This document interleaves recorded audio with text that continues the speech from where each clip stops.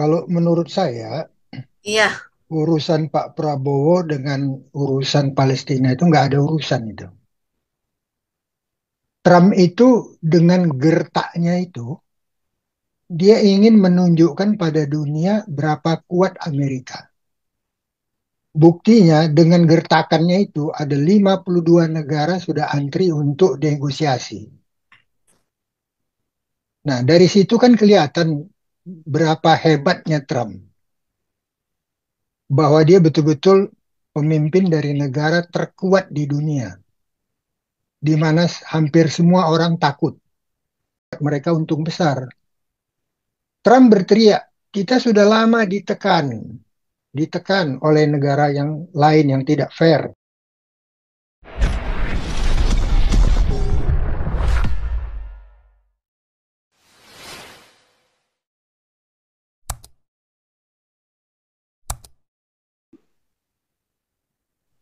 Kalau menurut saya, iya. urusan Pak Prabowo dengan urusan Palestina itu nggak ada urusan itu. Trump itu dengan gertaknya itu, dia ingin menunjukkan pada dunia berapa kuat Amerika. Buktinya dengan gertakannya itu ada 52 negara sudah antri untuk negosiasi. Nah, dari situ kan kelihatan berapa hebatnya Trump. Bahwa dia betul-betul pemimpin dari negara terkuat di dunia. Di mana hampir semua orang takut. Tapi ada beberapa negara yang merasa terlalu informasi yang diumbar oleh Trump itu tidak tepat. Satu contoh misalnya Kanada. Kanada dikatakan mengambil untung sekian ratus miliar dolar. 200 miliar dolar nggak salah ya. Ternyata kalau dipotong dengan minyak yang diekspor Kanada, itu Kanada nggak untung, malah tekor dikit. Yang membuat dia untung itu karena Amerika membutuhkan minyak Kanada. Trump itu menyombongkan diri, kita punya minyak yang paling banyak di dunia. Tidak ada satu negara yang bisa melawan kita. Itu informasi bohong. Cadangan devisa dunia terbesar itu ada di Venezuela, lebih besar dari Arab Saudi. Amerika punya banyak cadangan minyak, tapi minyaknya itu yang disebut dengan shale oil. Minyak yang ada di celah-celah batu dan pasir yang ada di bawah tanah. Ongkos untuk mengelola itu, merefine dia untuk menjadi bahan bakar, itu jauh lebih mahal. Makanya setelah shale oil teknologi itu ditemukan, memang yang nemukan Amerika ya, di mana itu harus ditembak dengan uap panas dan beberapa bahan kimia supaya oli yang ada tersimpan di celah-celah batu itu keluar. Buktinya ternyata refinery yang ada di Amerika itu semuanya refinery tua yang tidak mampu mengelola atau merefine shale oil, tapi merefine oil biasa yang dipompa keluar dari bumi, bukan oil yang tersembunyi di sela-sela batu dan pasir. Minyak Kanada adalah minyak yang bisa dikerjakan oleh Amerika. Makanya Amerika sangat tergantung kepada minyak Kanada. Karena sekitar seperlima dari kebutuhan Amerika itu diekspor dari Kanada. Di samping itu, lebih dari 1,5 juta penduduk Amerika Utara, termasuk di pinggir New York sampai ke utara sana, yang tergantung dari listrik Kanada. Makanya kalau Trump mengenakan tarif kepada Kanada, Kanada bisa balik mengenakan tarif kepada listrik yang dia ekspor ke Amerika. Akibatnya orang Amerika harus membayar biaya listrik lebih mahal. Di samping itu kan sudah ada perjanjian antara Amerika Serikat, Kanada, dan Meksiko mengenai negara tiga negara Amerika Utara kerjasama non tax non tarif. Jadi Meksiko itu berkembang industrinya karena dia bisa mengekspor langsung ke Amerika tanpa pajak. Begitu juga Kanada. Kanada itu banyak membuat bagian dan spare part dari mobil-mobil yang dibuat di Amerika. Tidak ada satu pabrik mobil pun di Amerika yang mandiri 100%. Tetap mereka butuh komponen dari Kanada, komponen dari Venezuela, dan beberapa merek tertentu membutuhkan komponen dari Cina. Itu yang membuat Kanada marah besar. Apalagi dituduh bahwa fentanyl masuk di sana. Memang ada penyelundupan fentanyl dari Kanada termasuk. Tapi itu kalau dikaitkan dengan tarif, yang tidak benar itu kan adalah Amerika sendiri. Pengamanannya itu untuk drugs itu termasuk lemah.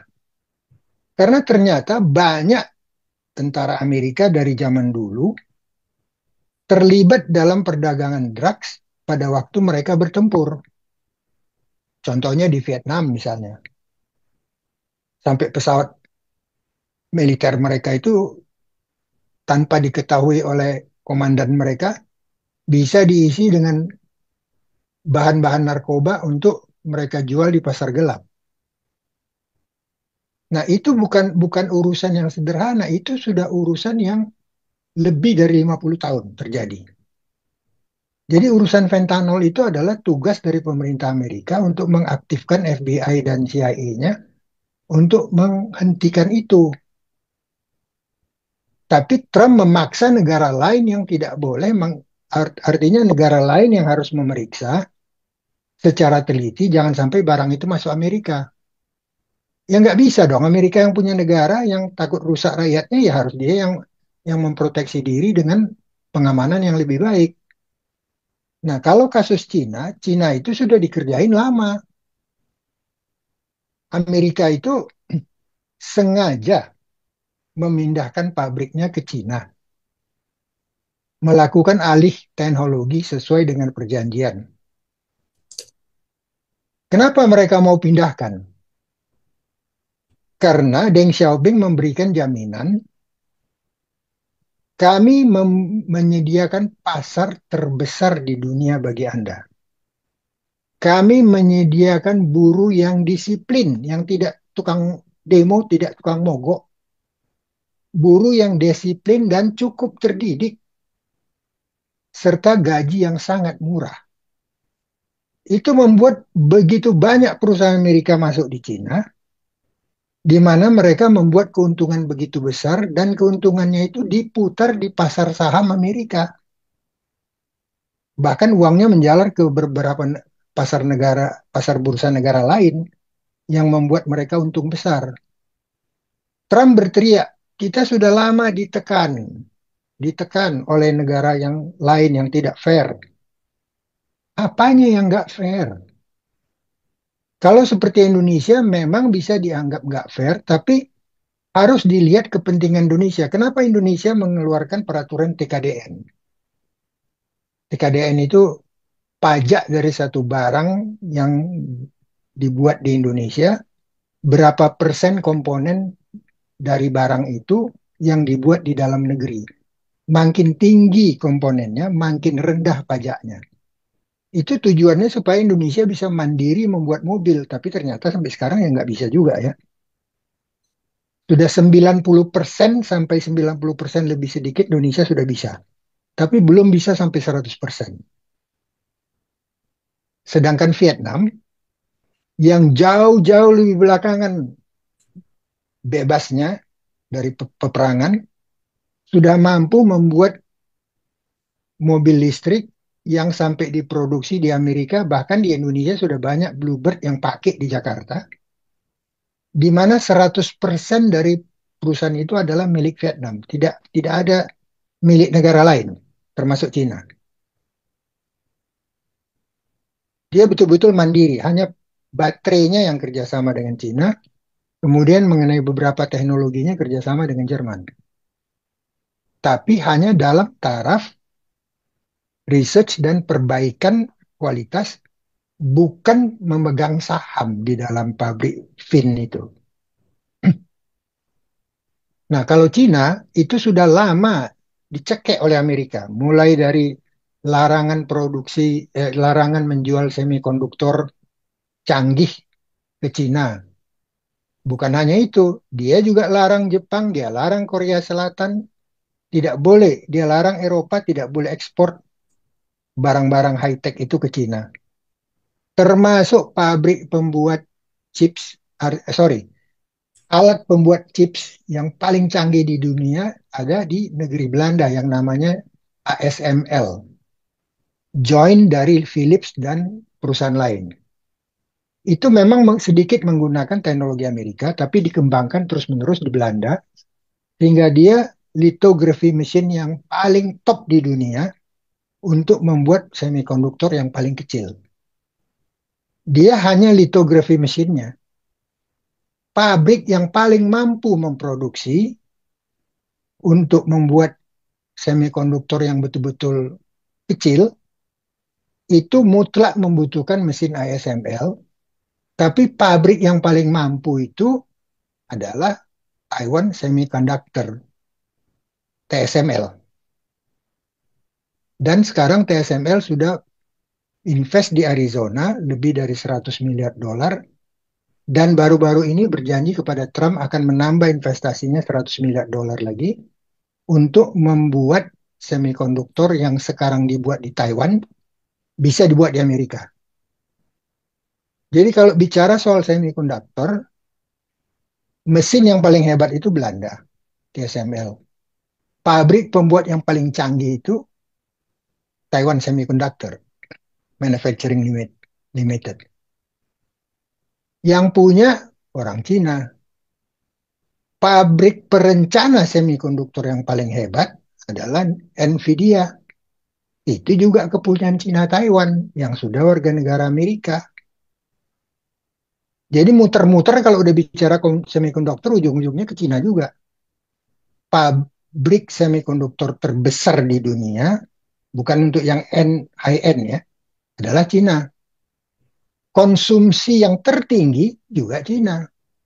Makanya setelah pelarangan Trump itu, Intel langsung goyang karena kehilangan sepertiga dari pasarnya. ASML menderita karena kehilangan sepertiga dari pasar dunianya. Nah, dalam kondisi begitu, Trump masih terus menyalahkan Cina dan berusaha mencekik Cina dengan segala macam cara. Makanya Cina sudah merasa gilirannya untuk melawan. Apa data yang tidak dibuka oleh Trump? Data mengatakan pada tahun 2024, Amerika rugi dalam perdagangan luar negeri sebesar 1,2 triliun dolar, 1.200 miliar dolar. Betul. Tapi yang tidak dia sebutkan berapa untungnya yang dikatakan itu adalah nilai perdagangan ekspor impor barang. Tapi yang tidak dibilang adalah keuntungan Amerika dari seluruh negara di dunia untuk biaya jasa, servis. Yang Amerika itu ternyata 2024 untungnya 1,1 miliar dolar, triliun dolar.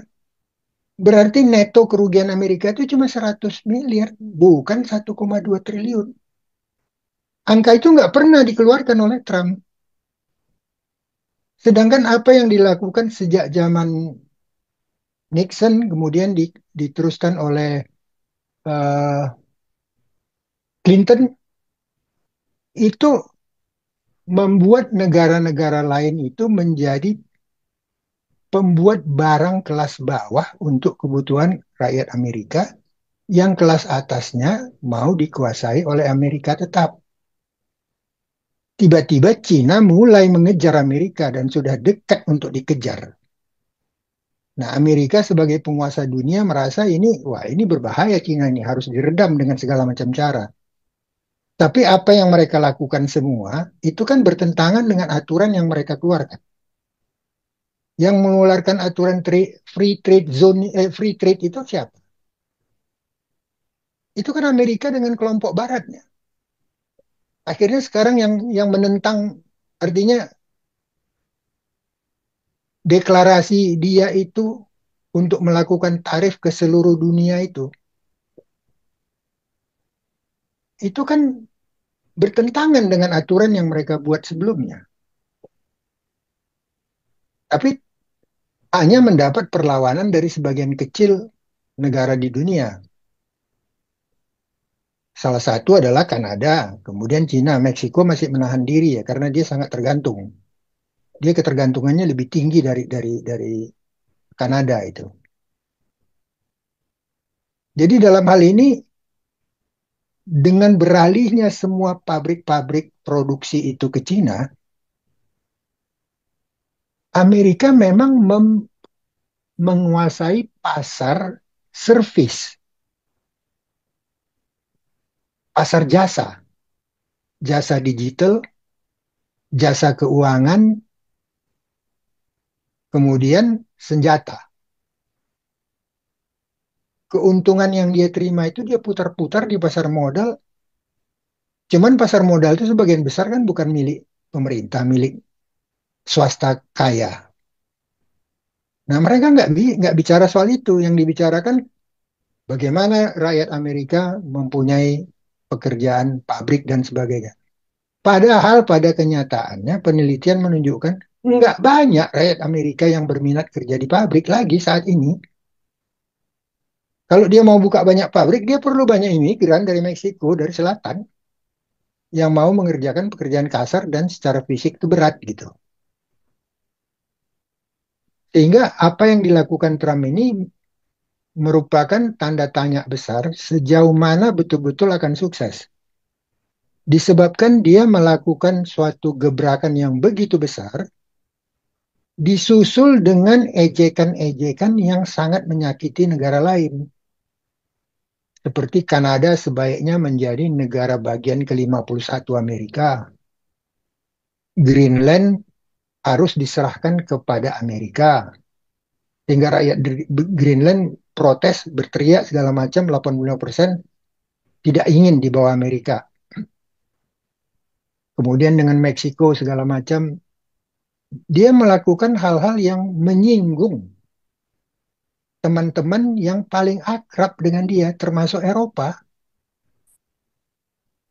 Sekutu yang terkuat itu kan Eropa. Eropa itu aja diejek sama Trump. Bahkan yang konyol, Cina dikasih pajak 125%, sedangkan Soviet dipajaki nol. Tujuannya apa lakukan itu? Ya tujuannya supaya Soviet dengan Cina jangan deket. Tapi sebaliknya memang barang Soviet juga nggak banyak yang masuk Amerika. Yang paling banyak dibeli Amerika dari Soviet adalah uranium yang diperlukan untuk pembangkit tenaga atom dan senjata atomnya.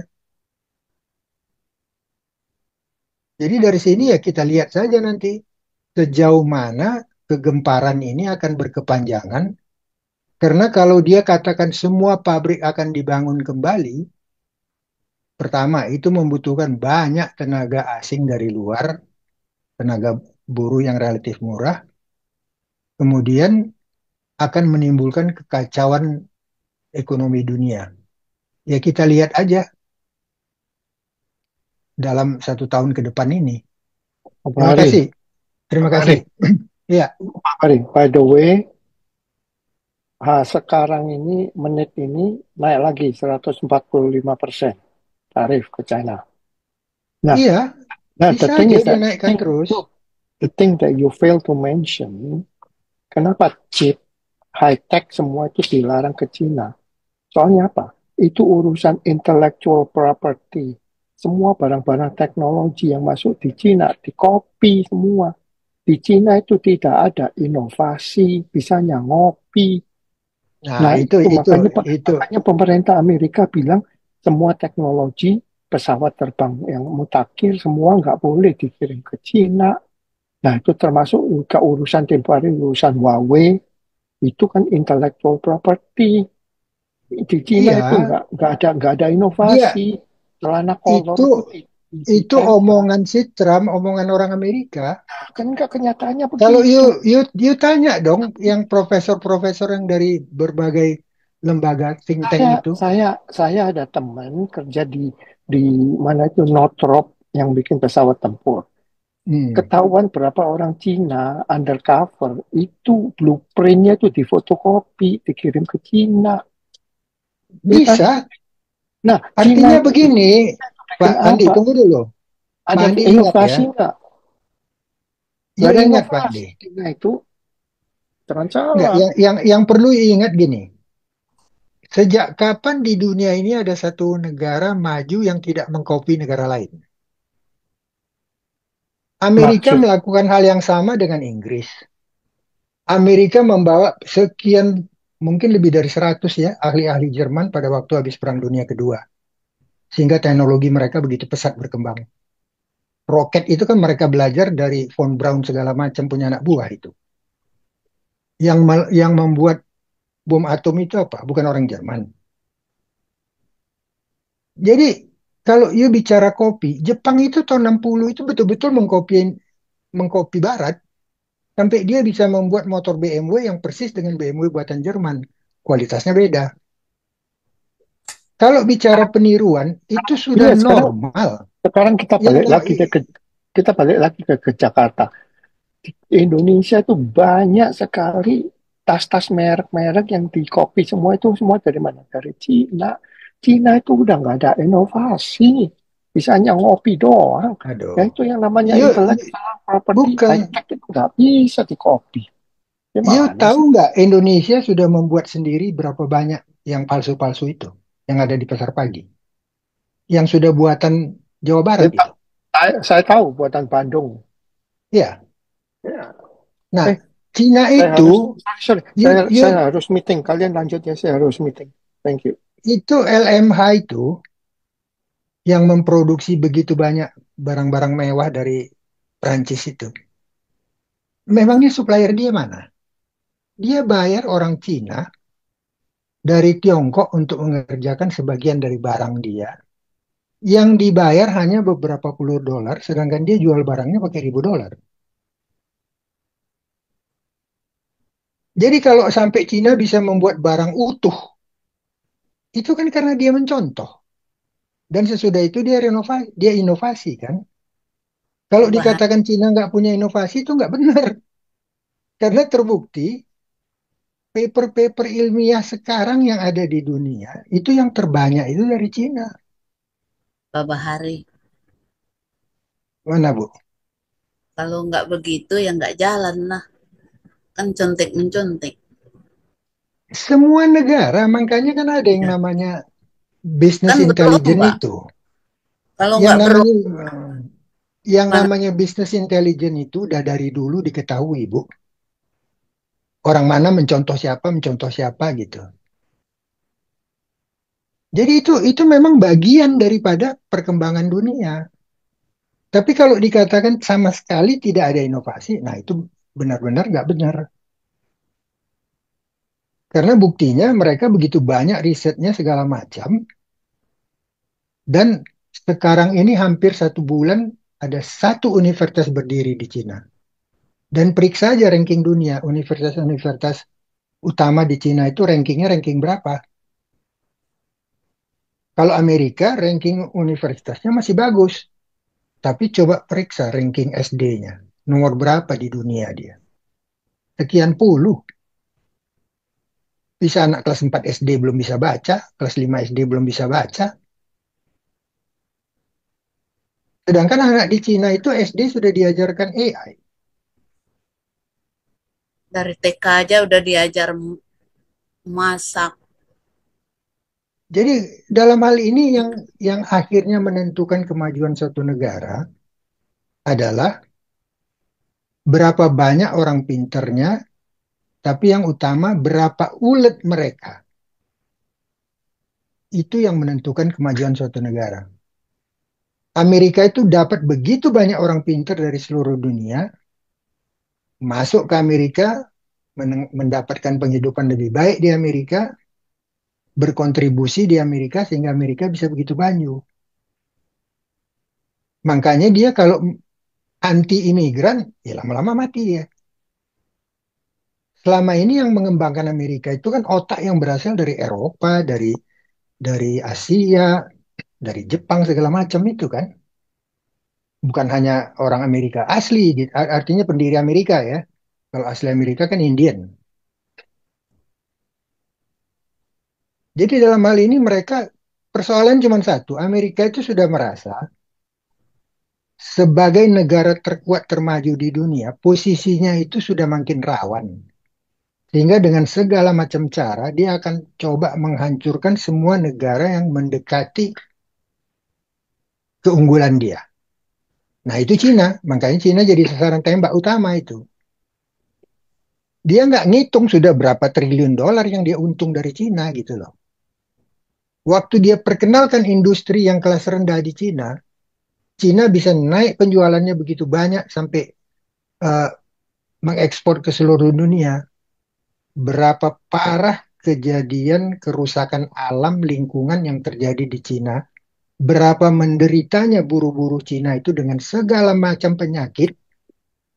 Setelah mereka makin punya uang, mereka merubah diri pelan-pelan pelan-pelan sampai cuaca pun di Beijing sekarang udah jauh lebih bagus. Tapi untuk sampai ke sana, pengorbanan kesehatan rakyat Cina itu mungkin sampai 100 juta itu atau lebih ya, yang menderita berbagai macam penyakit sampai mati gitu loh. Jadi Pak Cina Bahari. bisa duduk di posisi itu dengan pengorbanan yang tidak tanggung-tanggung. Keulutan rakyatnya, ketekunan rakyatnya, kepintaran rakyatnya, dan kesiapan menerima petaka. Pak Bahari, maaf saya potong. Nanti dilanjut lagi. Itu ya, saya mau menanggapi